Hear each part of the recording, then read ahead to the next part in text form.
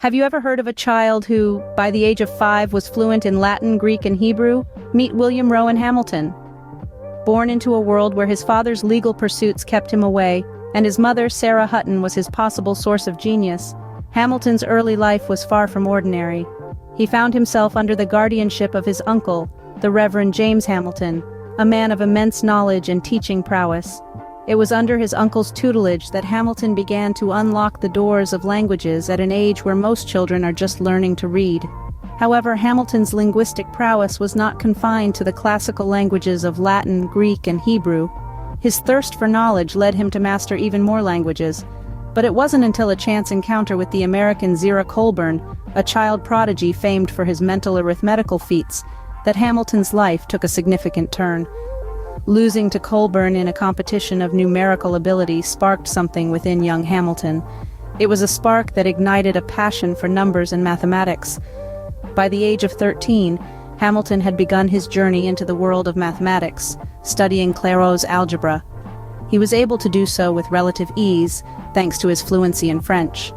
The following years saw him delve deeper into the work of renowned mathematicians like Newton and Laplace. His passion for mathematics soon began to yield fruits. At the tender age of 15, he found an error in Laplace's Mécanique Céleste, a discovery that brought him to the attention of John Brinkley, the Royal Astronomer of Ireland. Brinkley's words about young Hamilton still echo in the halls of mathematics. This young man, I do not say will be, but is, the first mathematician of his age. This linguistic genius, at the tender age of 12, discovered his passion for numbers, and that changed his life and the world of mathematics forever. At only 13, Hamilton delved into the realm of algebra, mastering Clairaut's work with ease. This was no small feat, given that he was already fluent in French, a language in which he would later find great use. His voracious appetite for knowledge led him to the works of two giants of mathematics, Newton and Laplace, at the tender age of 15. Under the guidance of his uncle, Hamilton began to explore the complex field of mathematics in earnest. His keen mind quickly absorbed the intricate concepts, and it wasn't long before he made a startling discovery. While studying Laplace's Mécanique Céleste, Hamilton found an error.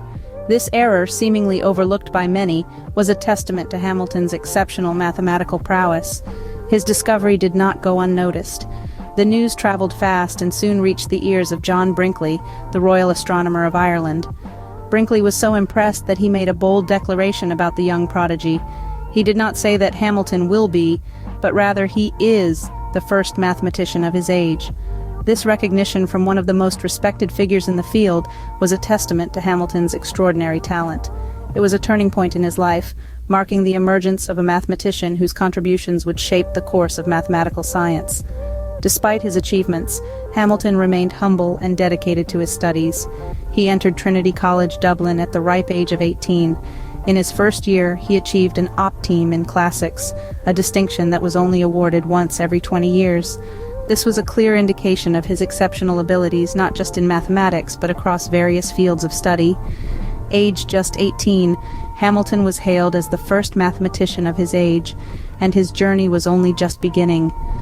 Even the greatest minds are not immune to the trials of the heart. Hamilton's love story is one of unrequited affection and deep despair.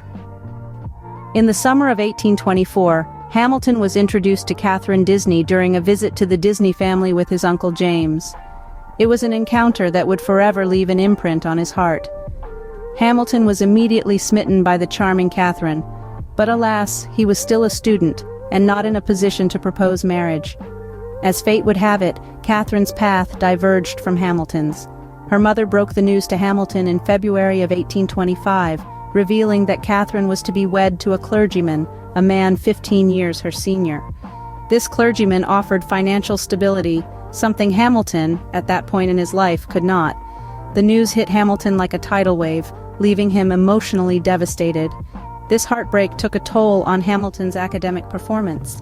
The young man who once dazzled examiners with his brilliance was now receiving lesser grades. His usual Val des Bean, which translates to very good, was replaced with a mere bean, or good. Hamilton was distraught, his heartache so profound that it seeped into his academics.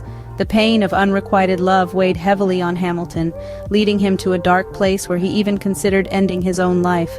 But amidst the darkness, he found an outlet for his torment. He turned to poetry, channeling his heartache into beautifully crafted verses. His words served as a balm for his wounded heart, and poetry became his solace during this period of anguish. Love, as they say, can make or break a person. For Hamilton, his heartbreak became a catalyst for his creative expression.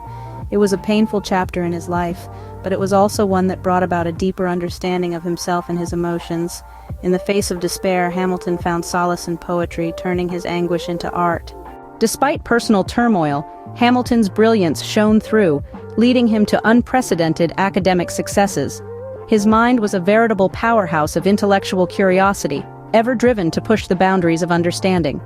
The year of 1826 saw Hamilton achieve an optime in both science and classics. This was a feat unheard of, a testament to his exceptional abilities. His intellectual prowess was not confined to just the classroom. Hamilton was an active participant in the scientific community, consistently contributing to the collective body of knowledge. His seminal work, The Theory of Systems of Rays, was presented to the Royal Irish Academy while he was still an undergraduate. This groundbreaking treatise introduced the characteristic function for optics, a significant leap forward in the understanding of the field. Hamilton's contribution to optics was not just an isolated achievement. His insight and innovation were hallmarks of his academic journey. He was constantly probing, questioning, and refining, leading to numerous notable accomplishments. One such instance was when he found an error in the illustrious Laplace's Mécanique Céleste. This discovery brought him under the spotlight, earning him the recognition of the Royal Astronomer of Ireland, John Brinkley, who declared, "This young man I do not say will be, but is, the first mathematician of his age." Hamilton's remarkable academic journey was not a smooth ride. His personal life was fraught with heartbreak and despair, casting a long shadow over his achievements. Yet he managed to rise above these challenges, his genius undeterred and undiminished.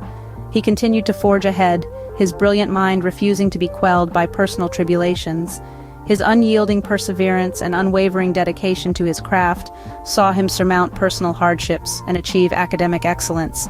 It was this relentless pursuit of knowledge that propelled Hamilton to unimaginable heights, etching his name firmly in the annals of scientific history. Even amidst personal struggles, Hamilton's genius was undeniable and unstoppable. At the tender age of 21, while still an undergraduate, Hamilton was appointed as the Royal Astronomer of Ireland. Now that's not a title you hear every day, is it? But as with much of Hamilton's life, this wasn't just any ordinary appointment. It was a testament to his extraordinary genius and the respect he had garnered in the world of mathematics and astronomy. This appointment came with the distinguished professorship of astronomy in the hallowed halls of Trinity College. But what set this apart was the honorary title, the Royal Astronomer of Ireland. And if the title wasn't enough, Hamilton also had the privilege of residing at the Dunsink Observatory, a place where the mysteries of the cosmos were unraveled. Now you might be wondering what's so significant about this position. Well, the observatory was a beacon of scientific exploration in Ireland. As the Royal Astronomer, Hamilton was at the helm of this beacon, guiding it towards new discoveries and breakthroughs.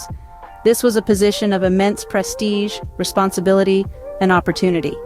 But Hamilton wasn't just sitting in a cushy position. His appointment came with its share of challenges. He had to contend with 6 other applicants, among whom was the eminent George Biddle Airy. But such was Hamilton's reputation that he was persuaded to apply by his finals examiner, Boyton. And as we know, Hamilton was not one to back down from a challenge. In his role as the Royal Astronomer, Hamilton continued to contribute to the field of mathematics and astronomy. His work at the observatory played a crucial role in furthering our understanding of the universe. It was here, under the starlit sky, that Hamilton's genius truly shone, illuminating the path for future generations of mathematicians and astronomers. From a child prodigy to a renowned mathematician and astronomer, Hamilton's journey was nothing short of extraordinary. His life serves as a beacon, not just for those passionate about mathematics or astronomy, but for anyone who dares to dream, to strive, and to overcome.